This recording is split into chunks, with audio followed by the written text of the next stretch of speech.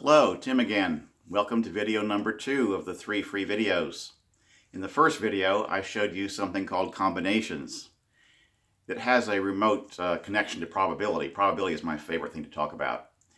This today is going to be something definitely to do with probability, which you probably haven't learned the basics of, but that's okay. I think you're still going to appreciate how simple, really, the math is in finding out something that is really a little bit on the complicated sounding side.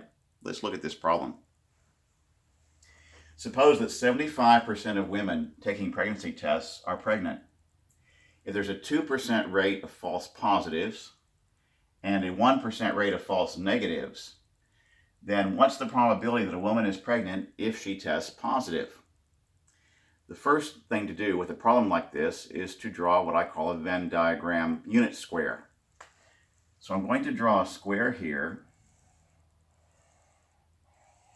a 1 by 1 square, and so length times width is area, and that area is 1, and total probability adds up to 1. That's why I'm doing that. So the first thing we have to do is take that first statement, 75% of women being pregnant.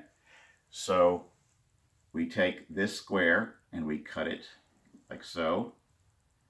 Label this 75% and the other 25%, and these we label pregnant, and these we label not pregnant. So the majority of women testing themselves are going to be what this says. It's going to be this test coming out truly. So the ones who are pregnant, most of them will test positive, true positives. And the ones that are not pregnant, most of them will test negative, true negatives. But now we have to look at the false positives and the false negatives. So a false positive is what? That means the test comes out saying she's pregnant, but she's not. So among the women who are not pregnant, we will have a 2% rate of false positives. So I'm going to go vertically here and take a vertical slice of 2%, and those are going to be positive. That leaves your remaining 98% vertically right here. Okay. Now I have to look at the false negatives. Those are women who are in the pregnant group, but who test negative, and there's a 1% rate of those. So I'm going to take a 1% sliver across vertically here, and they will be negatives. Okay, so I've got 4 rectangles, and finding the area of a rectangle is a very easy thing, length times width. Okay, so the part you might not know, but you'll pick this up pretty soon as you study, is that I want to find the probability, P parentheses, probability of the event that a woman is pregnant given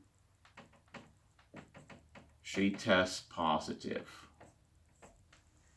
So all your probability that has to do with classical probability, it's in a fraction form, and the fraction has 2 parts that follow this kind of rule. The numerator is going to be your desired event, the event that you're wanting to see happen according to what you're saying here. And the denominator is going to be the total possible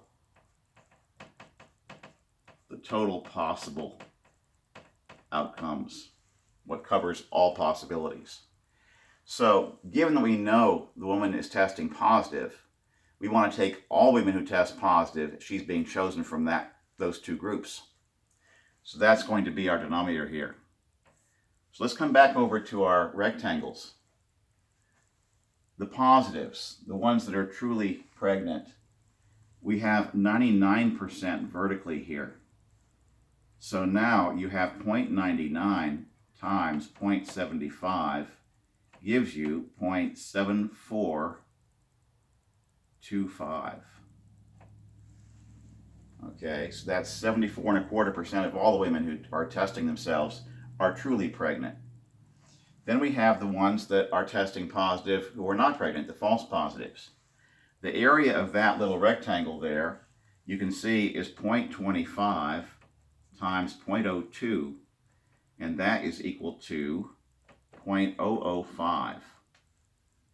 So I've got a 0.005 area down here and a 0.7425 area here. And those two together make all the positives, which is what's the total possibilities we're looking at. So I'm going to write down here 0.7425 plus 0.005. Now the desired event we're looking for, we want to know the chance that she is pregnant. We want the woman to be pregnant and testing positive. It's the desired event, which is this larger group here, the 0.7425. So it puts 0.7425 in the numerator. Now we just have to simplify a little bit here. When you add 0.005 and 0.7425, you get 0.7475. So now my fraction is 0.7425 over 0.7475. If you divide that out, your answer will be 0.9933. And that is our answer. There's about a 99 1/3% chance that a woman is pregnant if we know that she tested positive. And that's a certainly important number to know. Now let me ask you, for thinking about it, food for thought, what would a woman do if she wanted to be even more confident, more sure? What would she do? Okay, so we'll talk about that later on. Hopefully you've enjoyed this, and hopefully your study of probability will go into this depth of thing and beyond. Probability can be a lot of fun. It's different though, different from lots of kinds of math, that's true. So that was video number 2. In video number 3, I've got a surprise for you. I don't want to spoil the surprise, so just be patient, and you'll see video number 3 pretty soon. Take care.